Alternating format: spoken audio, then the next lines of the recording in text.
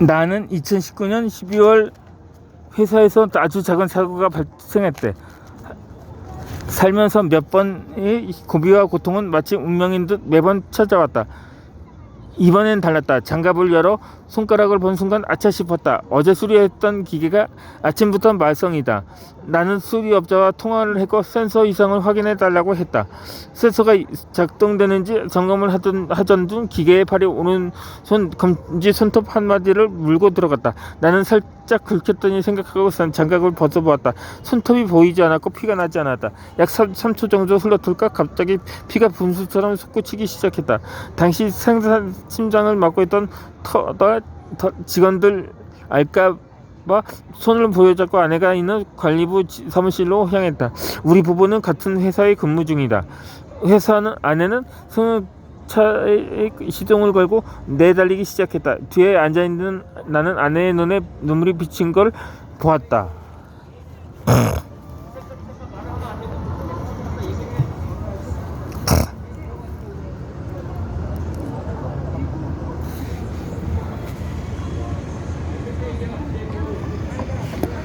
병원에 도착 후 수술실로 향했고 접합은 불가하다는 말을 들었다. 잘린 게 아니라 기계가 물고 뜯었기 때문에 절대만 한다면 생각보다 짧아진다고 했다. 원장님은 이식해서 조금마다 길게 살려보자고 해서 수긍했다. 나는 한 달간 입원했고 수술실을 2번 다녀왔다. 동명설련이라 병실은 화기애애하고 좋았다. 모두가 사연이 있고 대부분 오른손을 다친 환자가 많았다. 나는 한쯤이면 마음이 답답하기 시작했다. 6명의 환자 중 제일 먼저 아침을 맞이했다. 겉으로는 괜찮자며 내색하지 않았지만 나는 짙은 먹구름을 안고 있었다.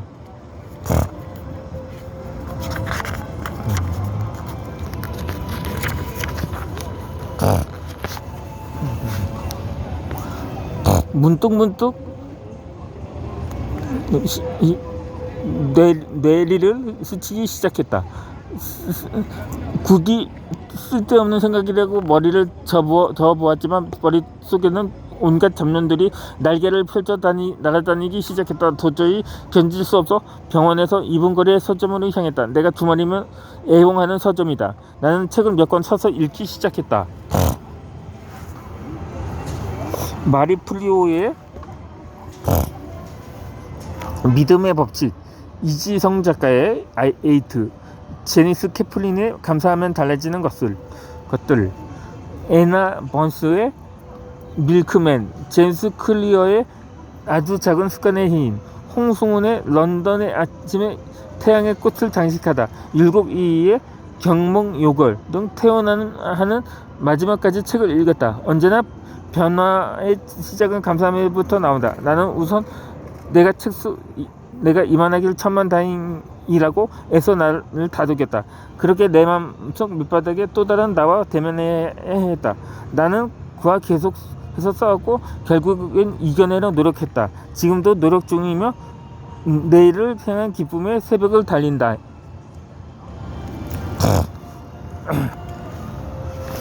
지금까지 책을 읽은데 이 일을 시청한 독자들분 중에는 이렇게 말을 하겠죠. 이건 뭐 거의 일기 수준 아니냐, 이런 책은 뭐 나도 쓰겠다, 이렇게 생각하거나 말할 수도 있을 것입니다. 물론 이게 자기개발 형식의 실용서이기 때문에 다소 일기나 수필 형식으로 집필한 부분이 많이 있습니다. 그런데 실제로는 이런 유의 책이 베스트셀러 보증서가 되었던 적이 있었거든요. 제가 15년 전에 이승복 작가의 그분 원래 작가가 아니고 국가대표 체조 출신이었거든요. 그런데 사고로 부상을 당해서 휠체어에서 이지하는 신세가 되었는데, 그 후 미국의 한 대학병원에 합격해서 의사 생활을 하면서 쓰었던 책인데, 바로 기적은 당신 안에 있습니다. 이 책이 2005년에 출간되었는데 이듬해까지 베스트셀러를 석권을 했었습니다. 지금은 조금 트렌드가 바뀌면서 하지만 그런데 언제부턴가 또다시 이와 관련 트렌드가 다시 종류의 서적이 다시 인기를 끌기 시작했습니다. 그런데 꼭 일기 같다고 우습게 보면서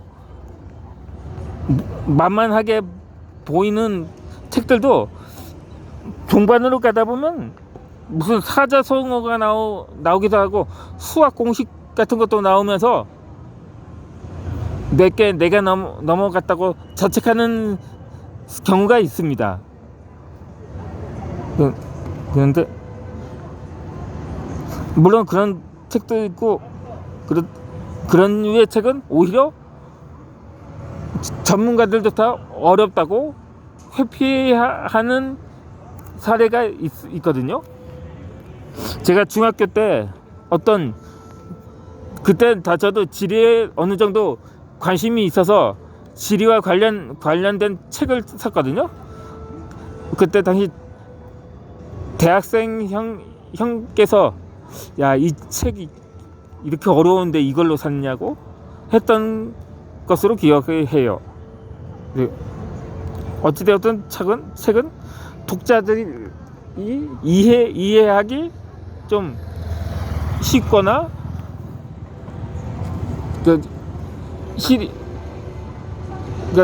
다가가기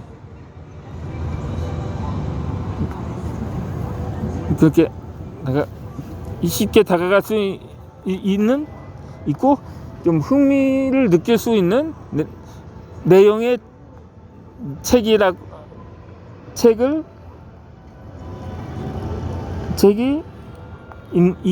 있기 마련이죠. 그런 책들이 또 오히려 어쩌면 인기를 끌 수도 있을 것입니다.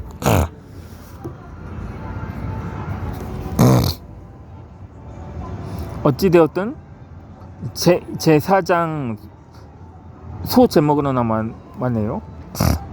이제 90페이지까지 왔는데 이제 100페이지에 입각을 했네요. 그러면 계속해서 낭독을 하겠습니다. 아침형 인간이 아니라는 핑계부터 버려라.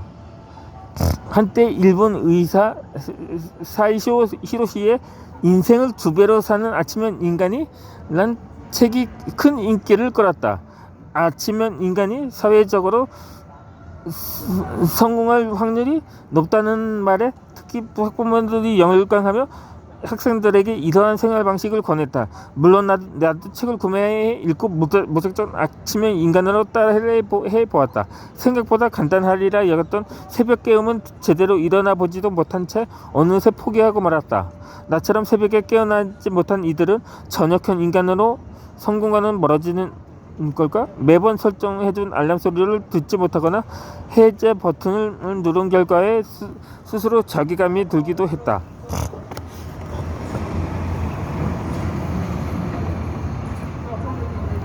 우리 사회는 일찍 일어나는 새가 먹이를 잡는다는 격언처럼 아침형 인간이 되어야 성공의 기회를 잡을 수 있다는 말이 지배적이었다.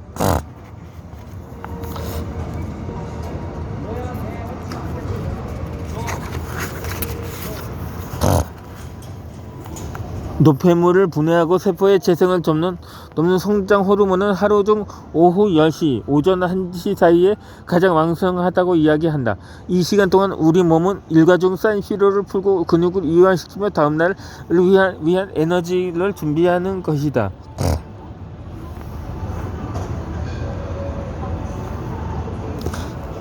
이렇게 말하면 부정적인 사람은 이렇게 대꾸를 하게 할 수 있을 겁니다. 우리 때 특히 그러니까 라떼는 말이야, 아침 일찍 일어나서 밤 늦게까지 일을 했다. 그러다가 과로사한다. 그렇게 몸을 혹사시킨다고 성공한 사람, 물론 일시적으로 성공의 쾌감을 맛볼 수는 있겠지만, 하지만 그것이 오래 지속되지는 못할 것이다. 오히려 건강을 잃으면서 그걸로 다 그런 치료비로 다 그동안 모은 자산마저 탕진하게 된다고 반박을 할 수도 있습니다. 물론 이 또한 사람들의 마음가짐에 따라서 차이는 있습니다. 일찍 자고 일찍 일어나라는 말은 어쩌면 이러한 사실과 연관이 있는 듯하다. 앞서 말했듯이 아침 일찍 일어나는 건 쉬운 일이 아니다. 분명 서서히 습관화되어 있지 않는다면 몸에 무리가 갈 수 있어 사회생활뿐만 아니라 개인적인 몸 상태에 큰 변화를 가져올 수 있다. 나는 회사에서 직원들의 출근을 자주 목격한다. 어떤 직원들은 30분 전에 도착해 자리를 정리하고 커피 한 잔의 여유를 두고 하루를 계획하는 이가 있다. 이런 직원은 일단 일 하나는 깔끔하게 마무리하는 습성을 보인다. 상관이나 다른 누군가가 자기 일을 침범하는 걸 극도로 싫어할 정도로 예민하게 받아들인다. 또 다른 직원은 출근 시간 한 1분 전쯤 아슬아슬하게 들어온다. 이런 직원들은 대부분 행동에 일관성이 없고 비계획적이다. 나는 경력이 얼마 되지 않는 시기에 기계 코드를 외워야 할 때가 있었다. 집에서도 틈나는 대로 외우지만 좀처럼 외워지지 않아. 출근 시간 40분 전에 도착해 회사 앞 공터에서 소리내어 외웠다. 매일 같은 방식으로 일주일가량 지속했더니 수술 외워졌다. 소위 아침형 인간이란 누군 걸 해보았다. 집에서 늦게까지 자기 개발을 하더라도 아침에 허우적거리며 출근한다면 눈으로만 읽는 성전일 뿐이다.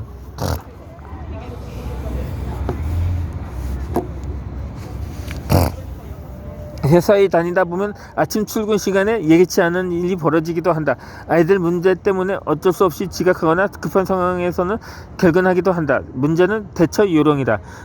공장에서 기계를 다루는 대부분 직원은 이럴 때 카톡 문자를 보낸다. 내가 제일 화가 나는 부분이기도 하다. 어떤 직원은 경력을 10년을 넘어서는 직원마저도 같은 상황이 발생한다.